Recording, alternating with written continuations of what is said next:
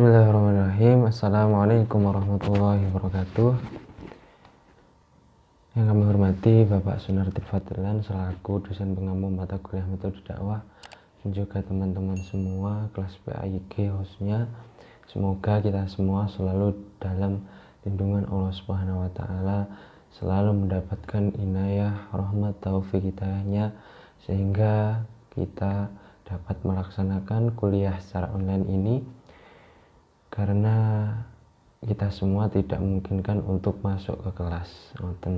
Jadi dengan keadaan apapun, semoga kita tetap semangat dan juga kita dijauhkan dengan virus dan didekatkan dengan yang serius. Dan juga sholatan wa tasliman semoga tetap curahkan kepada junjungan kita Nabi Muhammad SAW yang telah membawa umatnya dari zaman jahiliyah menuju zaman Islamiyah, dan yang kita nantikan syafaatnya min yaumil hadza ila yaumil qiyamah. Oke teman-teman, bahwasannya kami dari kelompok 2, saya dengan Mas Eka Pramudita akan menjelaskan terkait dengan sumber metode dakwah.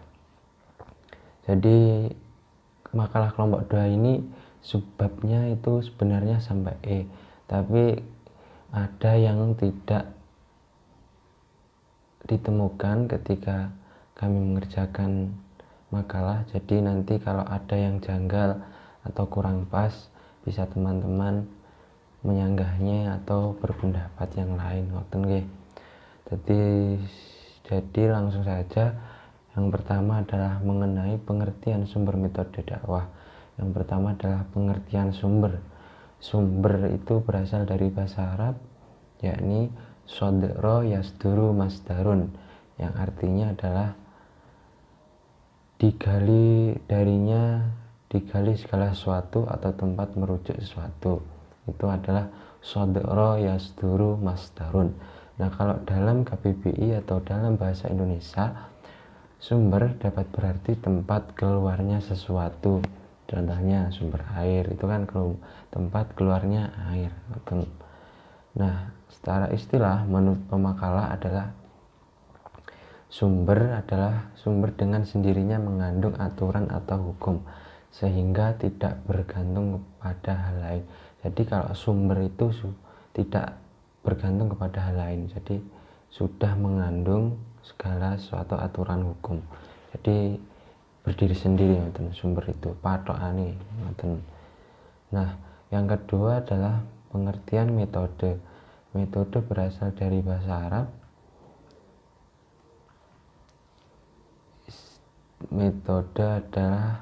Istilah metode dalam bahasa Arab disebut dengan torik, yang berarti jalan, torikun, yang berarti jalan. Nah, kemudian dalam KBBI, metode adalah merupakan cara teratur yang digunakan untuk melaksanakan suatu pekerjaan agar tercapai sesuatu dengan yang dikehendaki. Jadi dengan adanya metode, tujuan atau segala sesuatu yang kita kehendaki itu akan tercapai. Jadi kayak ada jalan, kayak ada reng-rengane, wis enek reng-rengane ngoten. Nah, secara istilah itu ada, menurut para ahli atau tokoh, itu yang pertama adalah menurut Mahmud Yunus.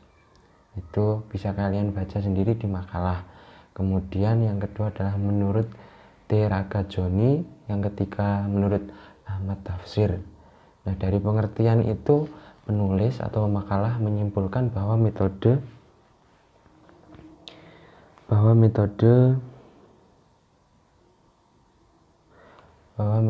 adalah istilah yang digunakan untuk mengartikan cara yang dapat digunakan untuk mencapai tujuan tertentu. Nah, sampai sini bisa dipahami ya. Jadi yang pertama adalah sumber, kemudian ada metode. Nah, yang terakhir itu pengertian dari dakwah. Nah, dakwah itu berasal dari bahasa Arab. Tentunya teman-teman semua tidak asing dengan kata dakwah, karena kemarin sudah mempelajari apa itu pengertian dakwah, atau yang minggu kemarin sudah dijelaskan oleh pemakalah kelompok 1. Nah, Mungkin saya jelaskan lagi, dakwah itu berasal dari kata da'a yad'u dakwatan. Jadi orang yang berdakwah biasa disebut dengan dai, dan orang yang menerima dakwah disebut dengan mad'u.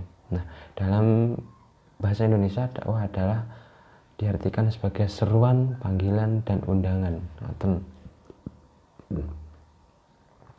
Nah, pengertian dakwah sendiri menurut para ahli itu banyak sekali. Yang pertama ada menurut Abu Rizman, kemudian Ibnu Taimiyah, kemudian Dr. Muhammad Quraish Shihab. Nah, itu pengertian dari para ahli, ada 3 yang kami tulis. Nah, sekarang menurut pemakalah, yang dimaksud dengan sumber metode dakwah adalah dakwah itu adalah, sebelumnya dakwah dulu. Jadi dakwah adalah penulis menyimpulkan bahwa dakwah dapat diartikan sebagai suatu aktivitas yang bersifat ajakan, undangan, atau memanggil pada orang lain untuk mengamalkan suatu ajaran, dan dapat dilaksanakan dengan berbagai cara agar manusia tetap berada di jalan Allah. Tapi menurut saya, kalau dakwah itu jangan hanya seruan, panggilan, ajakan, tapi kita juga harus mencontohkan. Jadi orang itu lebih gampang meniru diajak atau disuruh itu kadang-kadang wong-wong iki sik cegah ngoten. Nah, jadi penulis menyimpulkan pengertian dari sumber metode dakwah adalah dasar atau landasan yang digunakan sebagai pedoman untuk mencapai sesuatu yang bersifat ajakan untuk mengamalkan suatu ajaran dan dapat dilaksanakan dengan berbagai cara. Jadi kita dalam berdakwah itu sudah ada sumber, kemudian ada metodenya. Jadi dalam berdakwah itu ada tujuannya, nanti tujuan itu dapat tercapai. Jadi harus sumbernya jelas, metodenya yang pas. Bisa dipahami teman-teman? Bisa. Oke. Langsung untuk yang poin B itu adalah Al-Quran sebagai sumber metode dakwah. Yang pertama adalah metode dakwah Nabi Nuh. Yang pertama adalah dakwah dengan dalil kejadian manusia.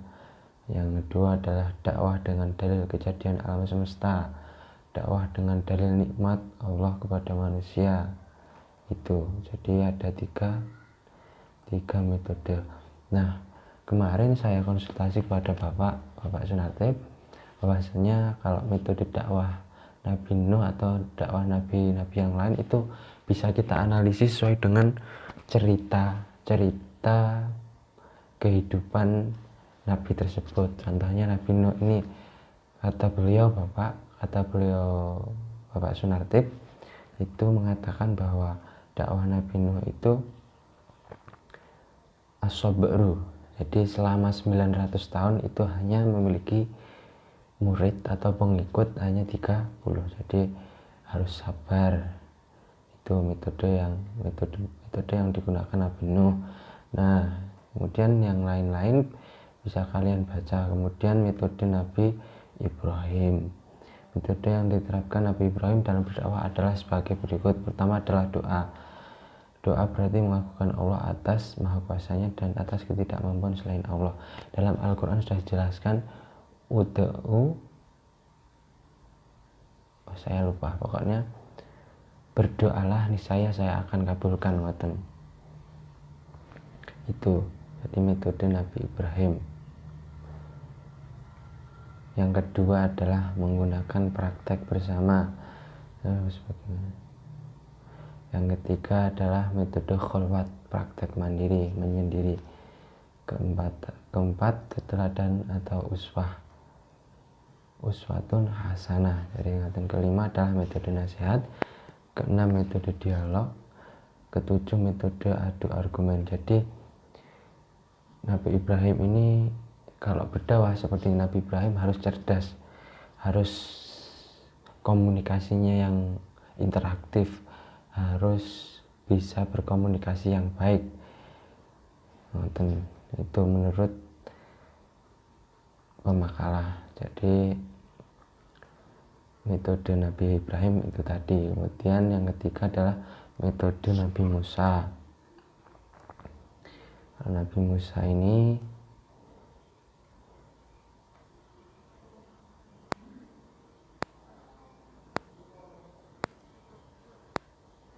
metodenya adalah metode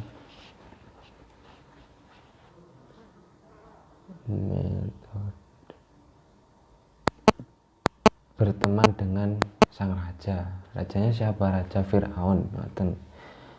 Nah, jadi dari pemerintahan kalau gitu Nabi Musa itu. Nah, menurut pemakalah kemarin setelah konsultasi, kalau Nabi Musa itu kalau ngomong itu grogi ya, seperti saya kayak gini ya. Jadi semua nabi itu ada metode dakwahnya sendiri-sendiri. Nah, metode dakwah Nabi Khidir, jadi menurut konsultasi kemarin bahwa Nabi Khidir ini metodenya adalah pengikutnya harus manut kepada Nabi Khidir. Istilah sekarang adalah sami'na wa ata'na. Kemudian metode Nabi Yahya,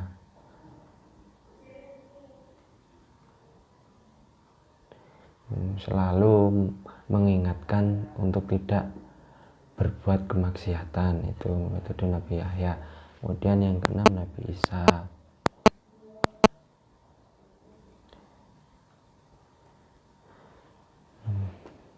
Kalau menurut Bapak kemarin, Bapak Sunarti, bahwa saya menjelaskan kepada kami kalau Nabi Isa itu metodenya seperti dukun, sitik-sitik subuh, sitik-sitik sebel, kan bisa menghidupkan seperti orang mati ngoten niku.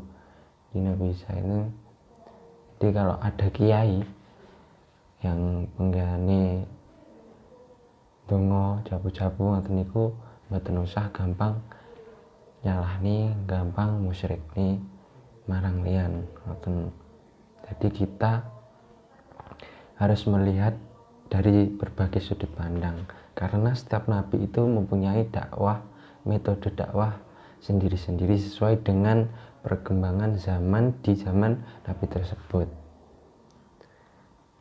Nah, yang ketujuh adalah metode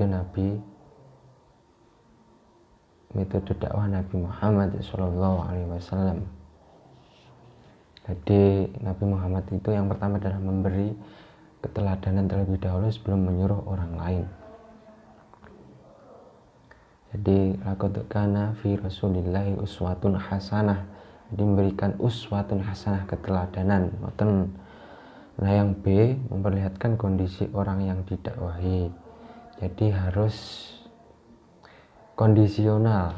Jadi melihat kondisi orang yang didakwahi itu siapa, posisi mereka seperti apa, dan juga di dalam lingkungannya seperti apa ngoten niku. Nah, kemudian yang ketiga adalah berkata dengan perkataan yang jelas, ringkas, dan tidak terburu-buru.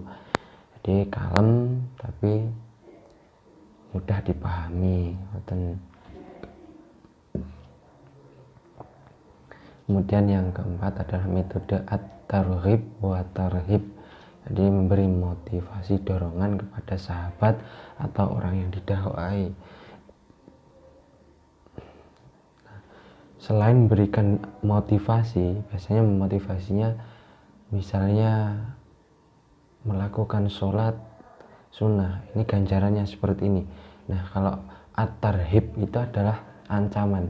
Nah, jika kalian tidak melakukan sholat, maka ancamannya adalah masuk ke dalam neraka. Dan metode at-tarhib wa tarhib. Nah, kemudian metode visualisasi. Metode visualisasi itu yang kelima. Yang keenam adalah metode analogi. Jadi sering menggunakan kekuatan akalnya, jadi pintar-pintar menganalogika sesuatu. Karena di zaman Nabi Muhammad itu banyak pertanyaan yang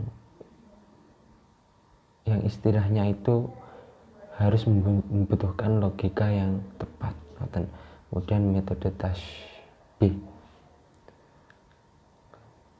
Metode tasbih ini untuk menjelaskan hal-hal yang sifatnya abstrak.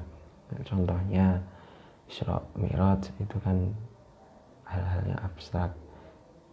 Berdakwah menggunakan media teks, jadi harus menggunakan teks, bercerita. Nah, biasanya teman-teman suka dengan metode bercerita ini. Teman-teman cuma mendengarkan, bisa-bisa teman-teman langsung tidur. Nah, mungkin itu penjelasan dari yang poin A dan poin B. Yang poin C nanti dijelaskan oleh Mas Eka Pramudita. Banyak kekurangannya dari saya, mohon maaf.